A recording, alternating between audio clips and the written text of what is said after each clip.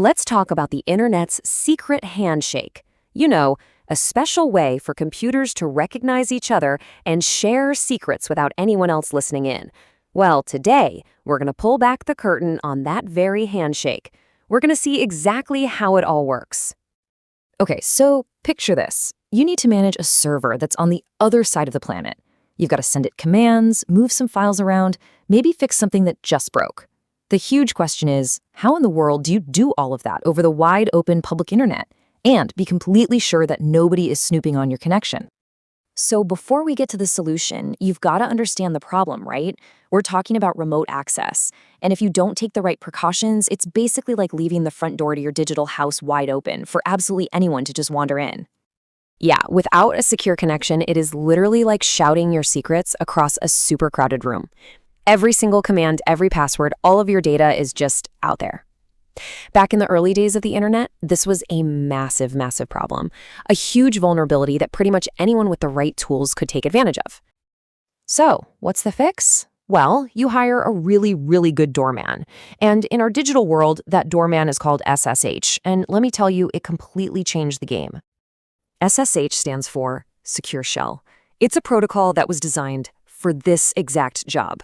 It replaced all these old, insecure methods like Telnet where, you won't believe this, everything was sent in plain text. The whole point of SSH is to create a secure, encrypted channel between two computers. Just think of it like a private, armored tunnel that cuts right through that crowded room.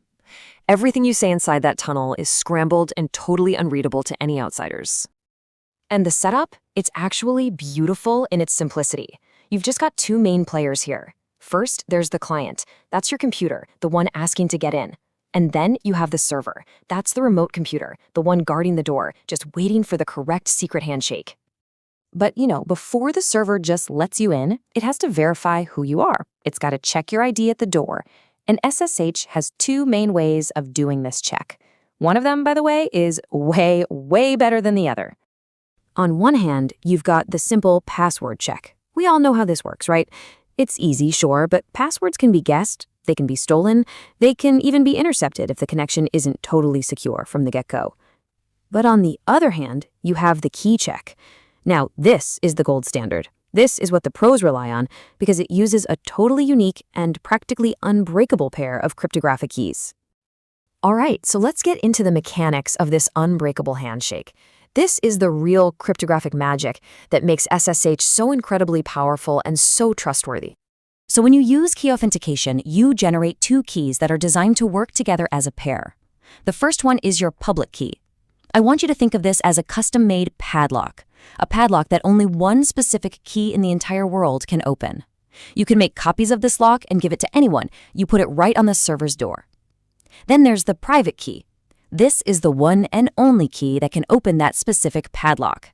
This key, it never ever leaves your computer. You keep it secret, you keep it safe.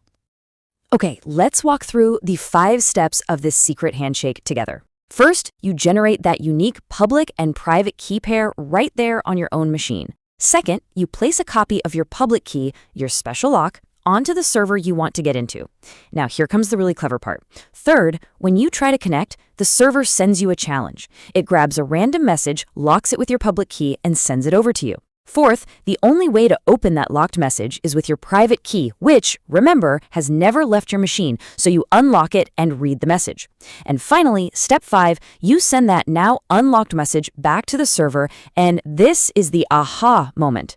By doing this, you have proven that you have the secret key without ever sending the secret key over the internet. It is just a brilliant piece of security design.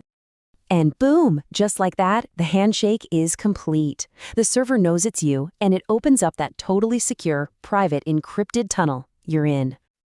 So, now that you're in, you have this secure all-access pass. What can you actually do with it? Well, this is where SSH goes from being just a clever security tool to being an absolutely essential piece of the modern internet. I mean, developers and sysadmins use it for pretty much everything. We're talking about server maintenance, deploying brand new applications, securely transferring files.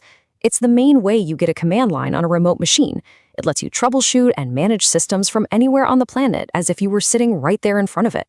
You can even use it to tunnel other network traffic for another layer of security. It's incredibly versatile. So here's the crucial point.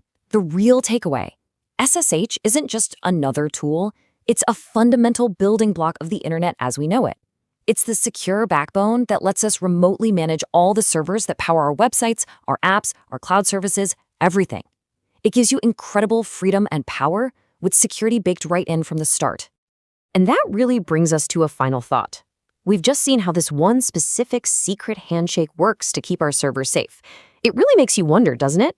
What other digital handshakes are happening all around you every single day to secure your banking, your messages, your entire life online?